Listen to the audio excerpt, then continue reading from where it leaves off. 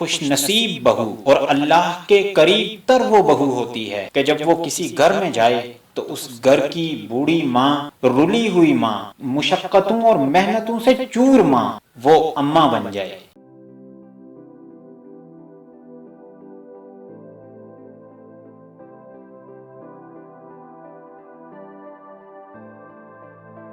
بسم اللہ الرحمن الرحیم۔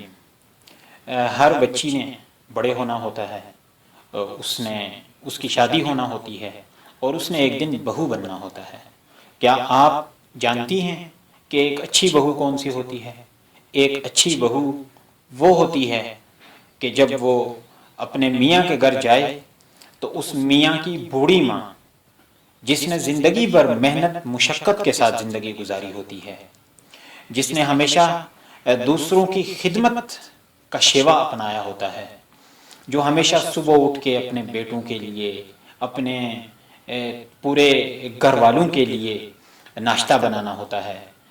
2-3 دن کے بعد ان کے کپڑے دھلائی کرنے ہوتے ہیں، اور ساری محنت مشقت اس بوڑھی ماں کو کرنی ہوتی ہے۔ ایک خوش نصیب بہو اور اللہ کے قریب تر وہ بہو ہوتی ہے کہ جب وہ کسی گھر میں جائے تو اس گھر کی بوڑھی ماں، رلی ہوئی ماں، مشقتوں اور محنتوں سے چور ماں، وہ اماں بن جائے، اس کو محبت کی نظر سے دیکھا جانے لگے۔ وہ اب چائے رکھنے والی نہ ہو، بلکہ اب اس کے سامنے چائے رکھنے والی ایک بہو ہو، اور اب وہ کھانے بنانے اور کپڑے دھونے کے لیے نہ ہو، بلکہ اس کے سامنے استری کیے کپڑے پیش کیے جاتے ہوں، اس کے سامنے پکے پکائے کھانے رکھے جاتے ہوں۔ رات کو دردوں کی ٹیسوں سے اس کو نیند کوسوں دور نہ بھاگ جاتی ہو، بلکہ رات سونے سے پہلے ایک وفا شعار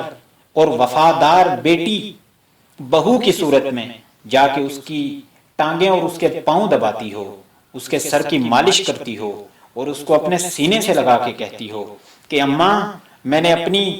اپنی سگی ماں کا گھر جو چھوڑا ہے وہ آپ کے لیے چھوڑا ہے، آپ کے بیٹے کے لیے چھوڑا ہے۔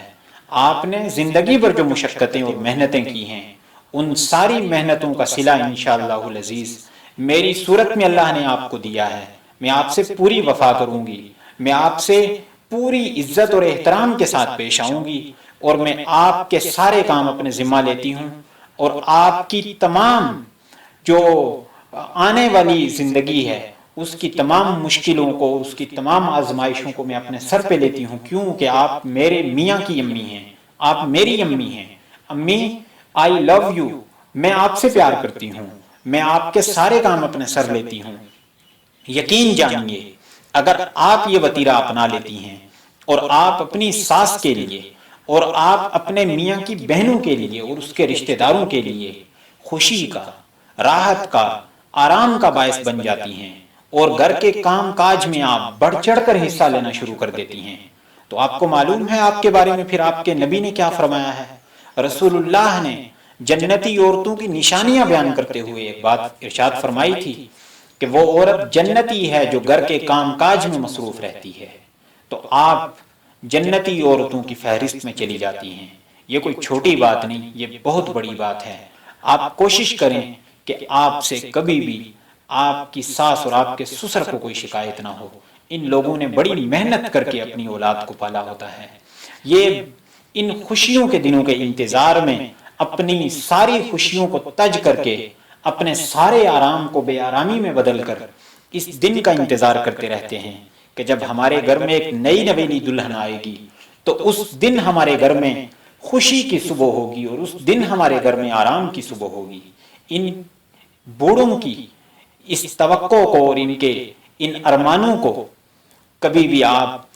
سبوتاج نہ کیجئے، بلکہ ان کو آپ اس سے بڑھ کر صلہ دیجئے۔ اللہ کی رضا بھی اسی میں ہے، اور آپ کی دنیا کی عزت بھی اسی میں ہے۔ شکریہ۔